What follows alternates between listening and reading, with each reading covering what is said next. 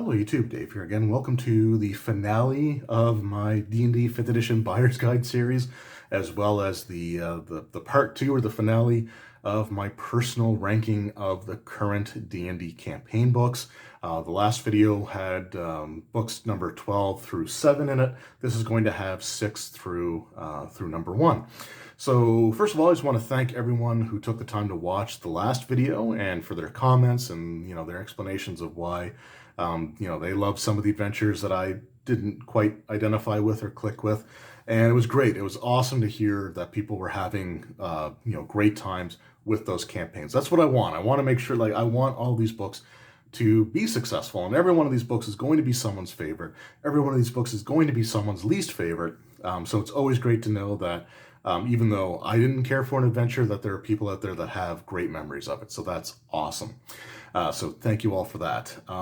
So this, just to reiterate, if you didn't see the last part, go check that out.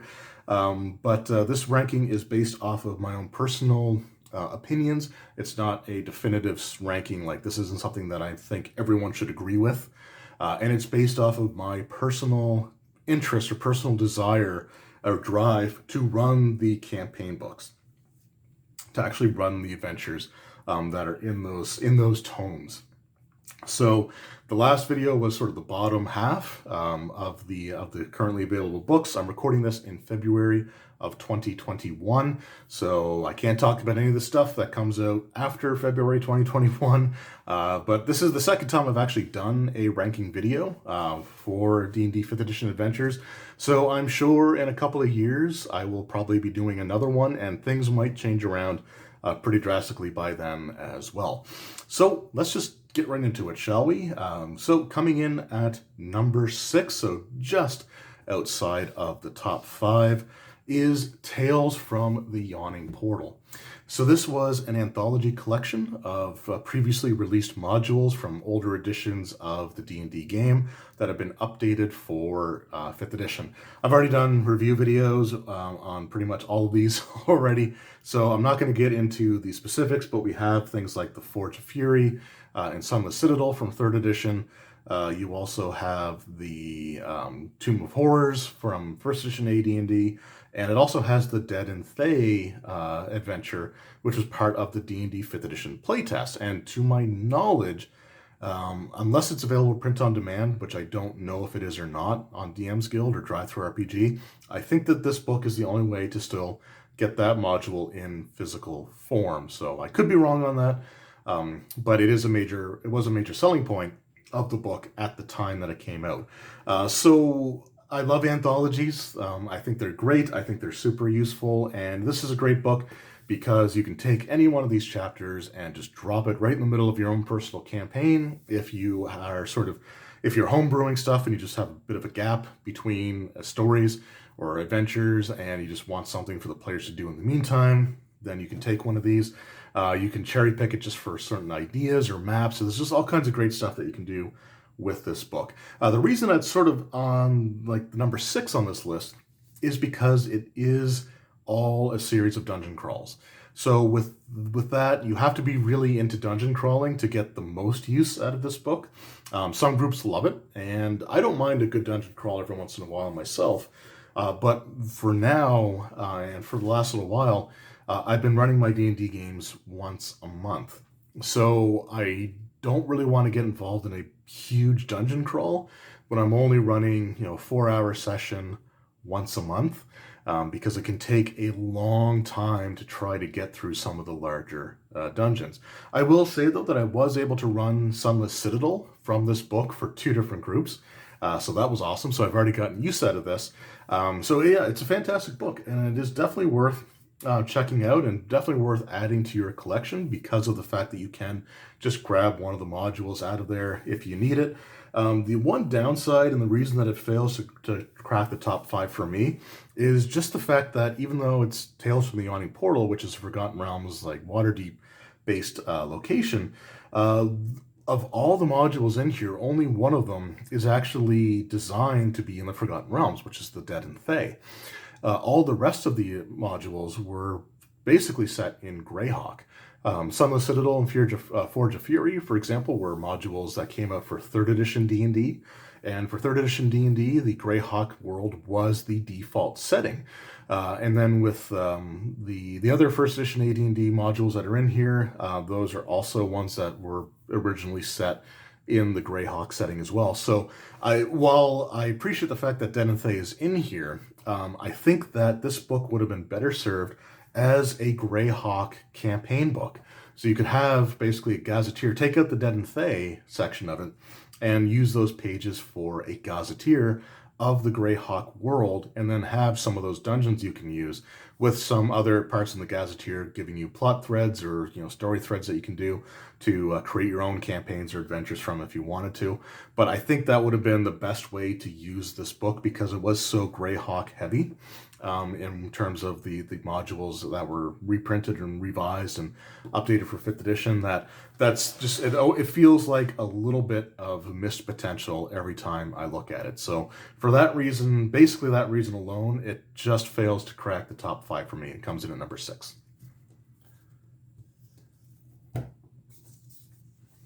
All right, coming in at number 5 is the Tyranny of Dragons hardcover. So this is the combined sum of the Hoard of the Dragon Queen book as well as the Rise of Tiamat. So originally the Tyranny of Dragons story was told over the course of 2 different books. Hoard of the Dragon Queen actually released alongside the 5th edition Player's Handbook all the way back in summer of 2014. And then a few months later, you had the Rise of Tiamat release. The reason that this book is as high up as it is a testament to how much I love the second half of the campaign over what's kind of the weakness or weak point of the first half of the campaign.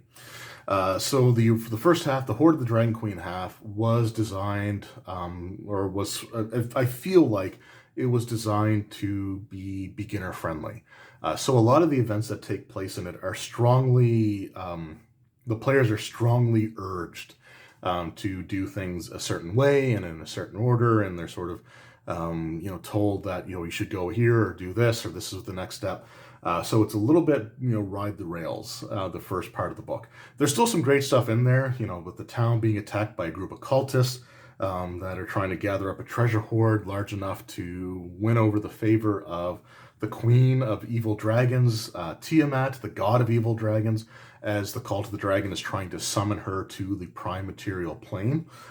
So there's definitely some cool stuff in here. But the first half just falls a bit short. The other much maligned part of the first section of this campaign would have to be the several months long travel sequence in which the player characters are following a caravan that has some stolen goods from previous raids by the cultists as it's traveling along the Sword Coast from the green fields all the way up until through Baldur's Gate and into the city of Waterdeep. So that part was, one of the original design goals, I think, of 5th edition was to have travel be as much an important part of the game as, say, going through the dungeons or, facing off enemy encampments or, things along those lines. So it's supposed to be a major, major part of the campaign. The problem is that it didn't really quite work out that way. What it more boiled down to was just a series of, as far as the players know, random encounters in which, the players are going to have full access to their abilities, their strongest abilities. They'll use them and not have to worry about it because they expect that, you're not going to run a several months journey by having, 30 encounters happen within, just a few days of each other. So it's a realistic and fair expectation that if you're doing that long of a travel sequence that you're going to space things out. So it just didn't quite work out the way that I think they wanted it to. However, the second half of the campaign really, really opens up. And I feel like at that point, they expected the groups to be a little bit more comfortable with the rule set, a little bit more comfortable with role-playing in general. Because the second half has the players forming these councils or being part of these councils, war councils, to try to devise a plan on how they're going to stop the Cult of the Dragon members from enacting their plans, but the players also go out and try to negotiate alliances with some of the major players in the world. So, for example, they can go to Thay and actually negotiate with the Red Wizards there, because the Red Wizards are actually currently allied with the cultists. But the players, if they can go and persuade the Red Wizards to turn against them, then that severely weakens the cult and makes their summoning ritual much more difficult to complete. So, if they succeed, they weaken their enemies. If they fail, well, then they have to face the Red Wizards alongside of the cultist, dragon cultists as well. So there's, again, sort of a ability to influence the final act of the campaign, which is awesome.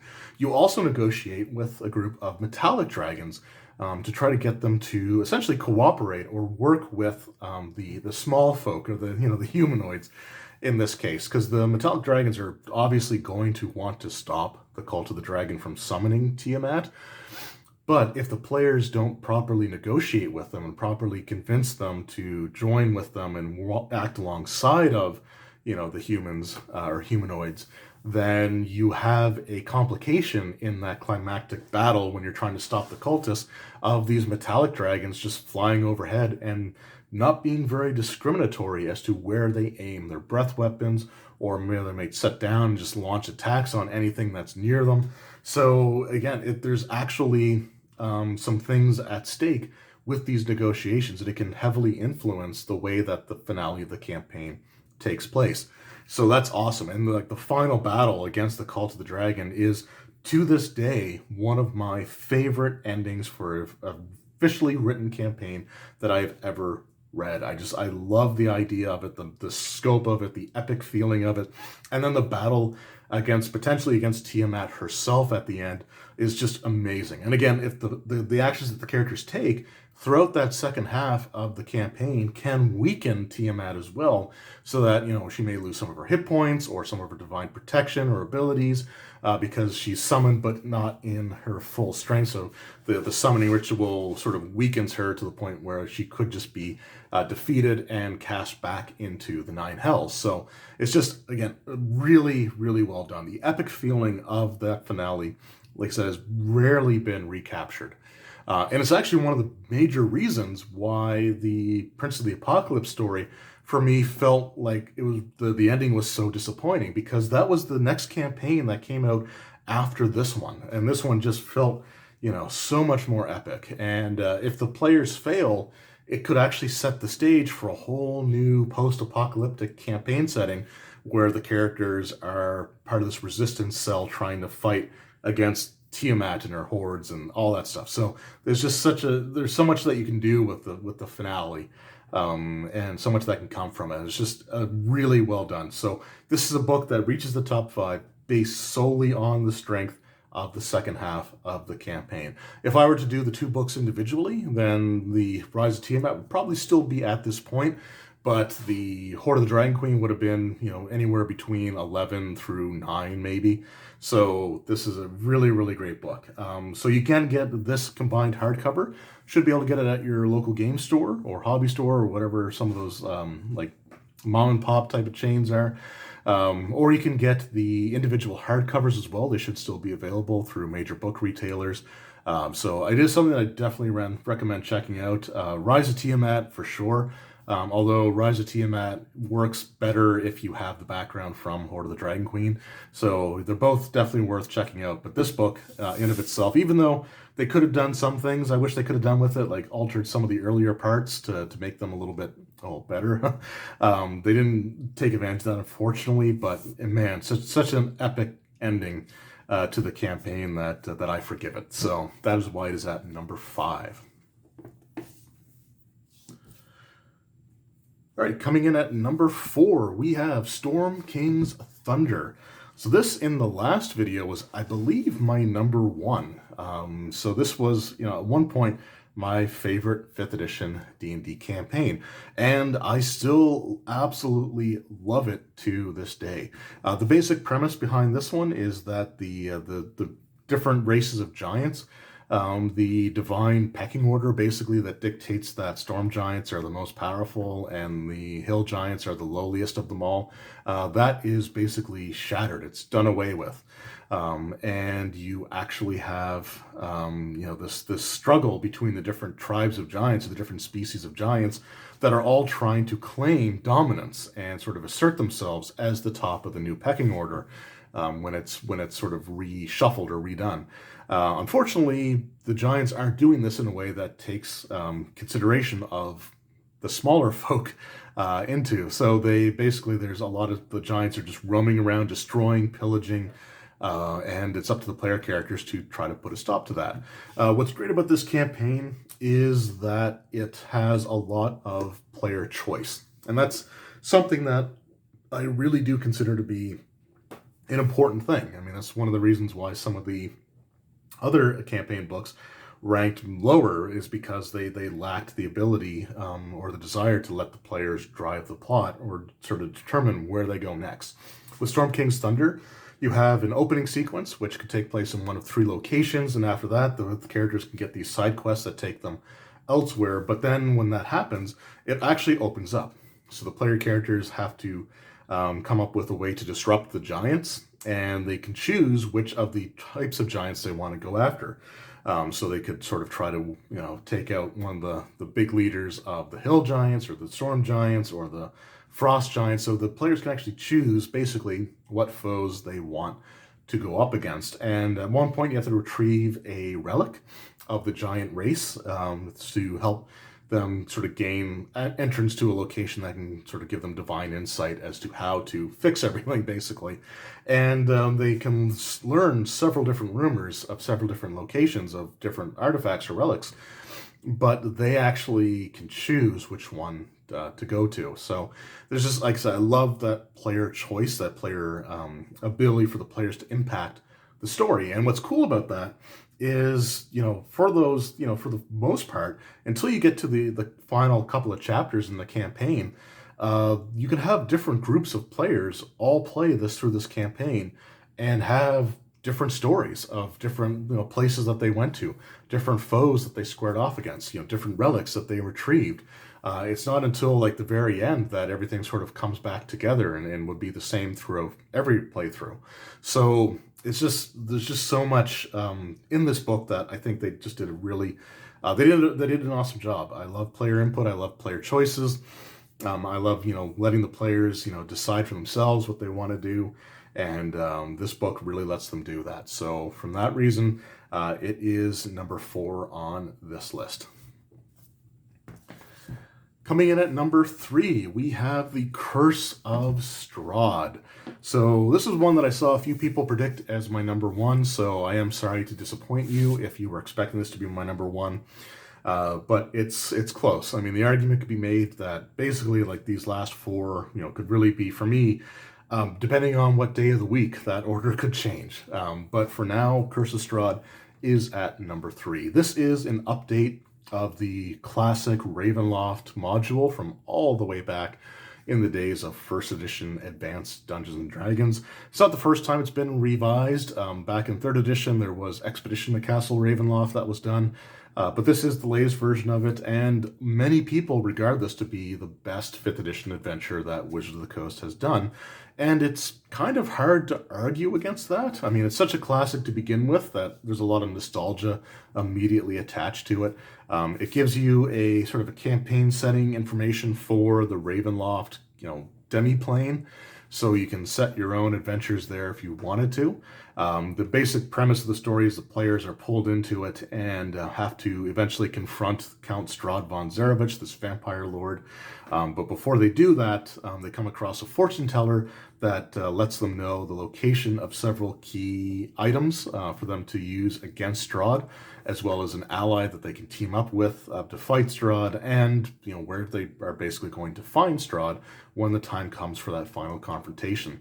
Once the campaign really gets going and its early stages, it opens up into really, it's a sandbox basically.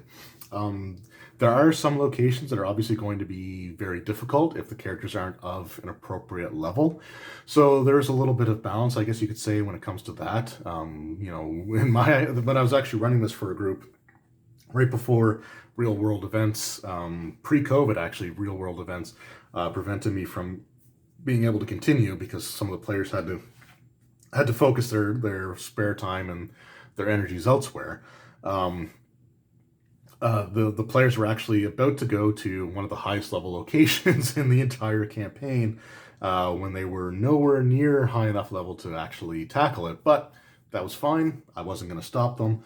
They have that sort of sandbox, to play in, basically. So if they get there and they find that they're having difficulties, they could always leave and explore somewhere else. But it's just such an open campaign that I really like about it. And with the tarot reading or the Taroka reading, these cards here that dictate where some of the items are that you'll need to fight Strahd or stuff like that.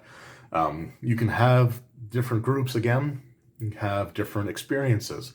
They may have to go to different locations than other players. They may have a different ally. They may have no ally, right? There's just all kinds of different things that you can do with this. So this is a very, very fantastic campaign setting, or campaign book, I should say. The Ravenloft setting is an all-time favorite for a lot of people. The day that I'm recording this, Wizards of the Coast released a teaser video of a Ouija board, spelling out the mist beckons, I think it is. So it might be interesting to see what they do with that, if they revisit the Ravenloft setting. I know recently there was a new deal struck with the writers of the Dragonlance novels and the Dragonlance setting. So what might be kind of cool is, because in the days of 2nd edition AD&D, you had Lord Soth from the Dragonlance campaign setting, this powerful Death Knight, get sucked into the realm of Ravenloft and have his own demi-plane of dread. It'd be really cool if that's the way that they go with this. I would love to see Lord Soth in Ravenloft, basically, in a new campaign. But this book gives you a lot of stuff to run horror-based campaigns off of. And it's just overall, it's a fantastic book, so I cannot recommend this enough. There is also the updated Curse of Strahd revamped.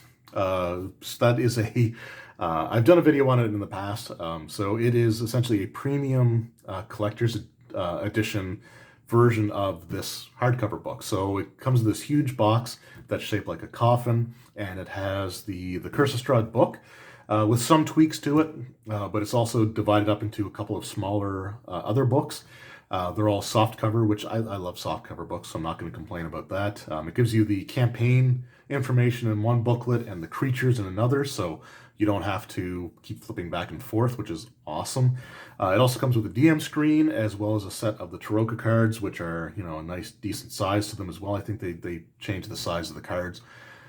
The only thing with that, why I didn't include that version in this video, because I left it open, the same way I did with Tyranny of Dragons, and people voted for the combined book.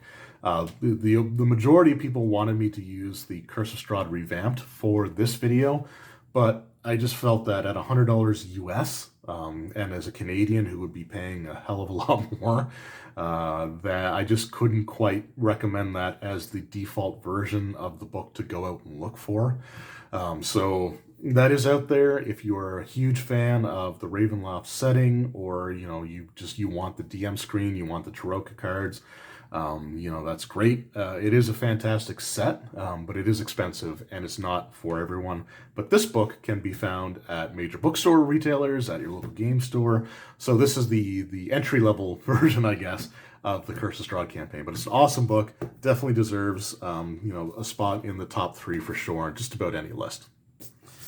All right, coming in at number 2, we have Ghosts of Saltmarsh. So Ghosts of Saltmarsh is another anthology book. So this is another book similar to Tales from the Yawning Portal, where it takes old modules from D&D's past and revises them and updates them for D&D 5th edition.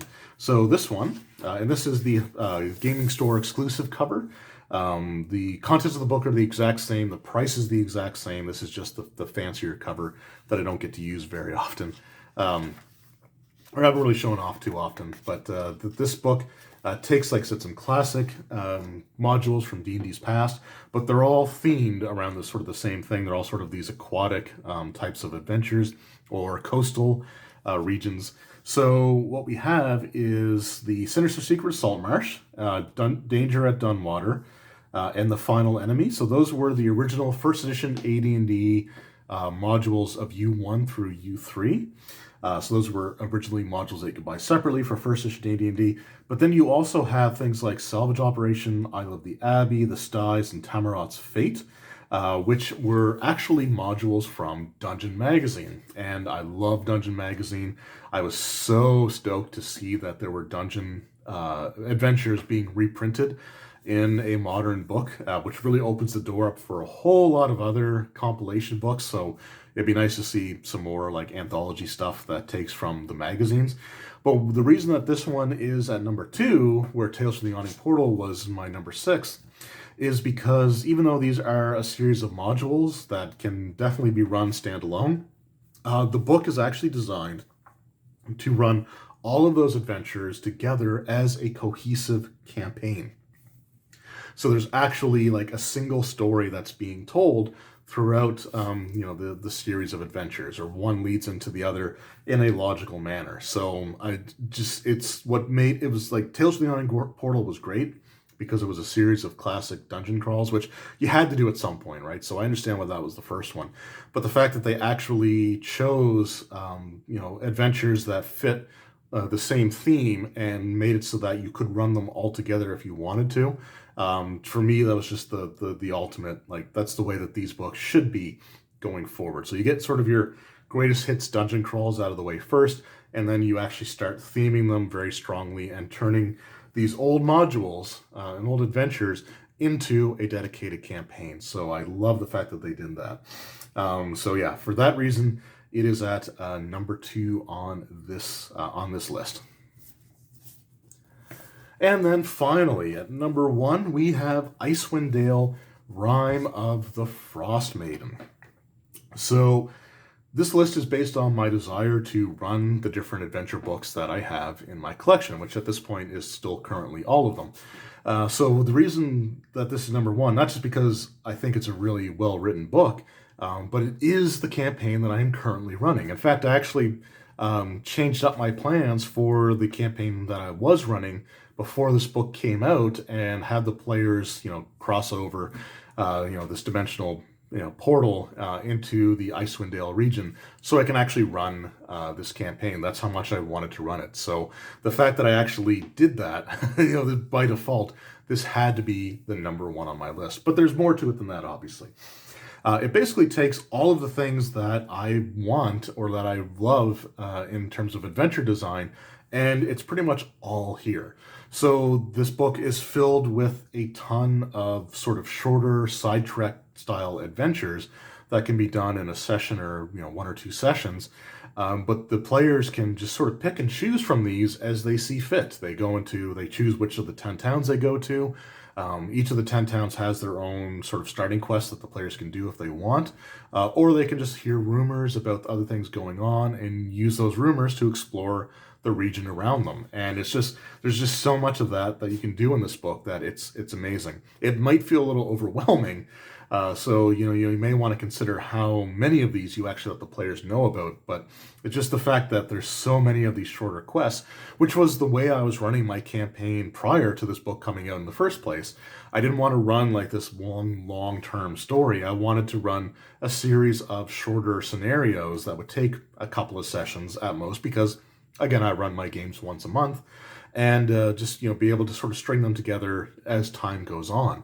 So with this, that's sort of already done for you. The overall story in the Icewind Dale Rime of the Frostmaiden is that after the Sundering, in which the gods were meant to depart the realms and stop having such direct influence as they have in the past, the Frostmaiden Oriel, or however you pronounce her name, she actually remained behind and is punishing the Icewind Dale region with these perpetual blizzards and storms and this never-ending cloud cover that keeps the sun's light basically at bay. And it's just sort of, her just basically, not being nice to people, sort of thing. So the characters have to sort of explore the region. They come across some other plot threads involving like some Durgar, the Shardolin material that dates back to like even the time before the Crystal Shard novel series, or the Crystal Shard novel from R.A. Salvatore, and the Crenshenabon fortress that was created by Aker Kessel. There's just a lot of great things in this book. I love the overall story, the overall premise. And what's really great about this is one of my major beefs with a lot of the other previous adventures is that the player characters are just too low a level for the foes they're going up against. It was my big problem with, well, it's one of my big problems with Waterdeep Dragon Heist. It was an issue that I had with Tomb of Annihilation. And, there's other ones where it's just like, it just doesn't quite make sense for characters of like levels 1 through 10 to be fighting these enemies, or to be interfering with these individuals who realistically wouldn't hesitate to just snuff the player characters out. Just like that, right? Like, there's no reason that a Serac wouldn't stop the players directly from interfering with the Soulmonger, because he could destroy them without any real effort. So, stuff like that bothered me. Rime of the Frostmaiden, the character's the ultimate foe here, the Frostmaiden herself, is a god, but because of the fact that she defied the Sundering, and that she's created this ritual to ravage the Icewind Dale region, there's actually an in-universe, or there's actually a reason built into the campaign why this goddess is technically in a weakened state, so the point where the characters at 10th or 11th level have a reasonable chance at defeating her. Even if it's not permanent, they can at least put a temporary stop to what she's doing. And I actually really respected that, because it makes sense. Like, it's a reason why. It's not one of those situations where, well, like maybe the trickster gods from Tomb of Annihilation may have scared a Serac away from wanting to interfere directly. You could have something like that in there, but it doesn't really quite work that way.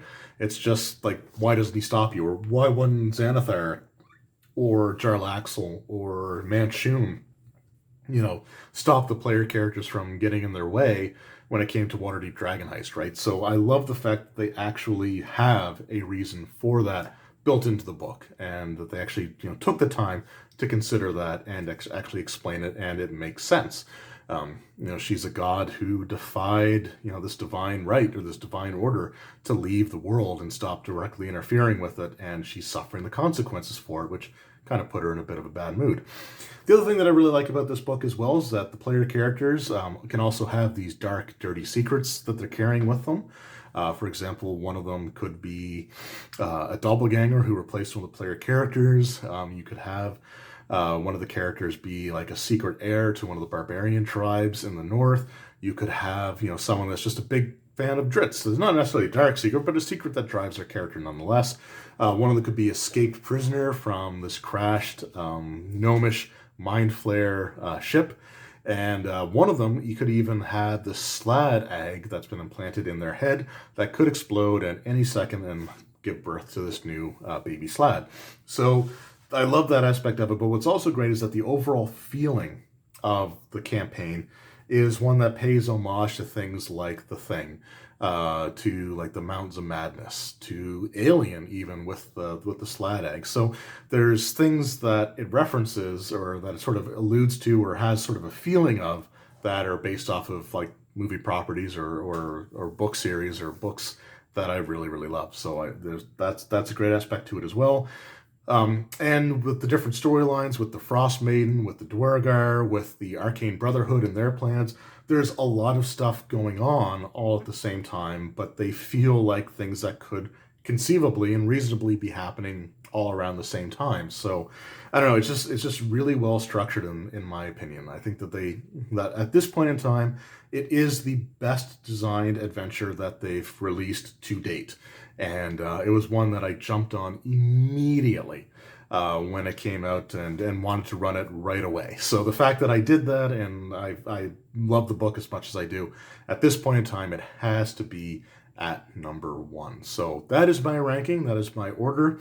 Like I said, I've done videos on each of these in the past as well. So if you want other looks at those, it'll be included in the D&D playlist at the end of this video. So let me know in the comments below, what are your top 6 favorite adventures, or what's your favorite overall campaign, or if you've run any of these books, let me know what some of your experiences were with that, some of your fondest memories as a player or a dungeon master. It doesn't matter. I just always love to hear the amazing feedback that you guys have to offer. So thank you guys very much for watching. I hope you enjoyed this video, and I will see you next time. Take care.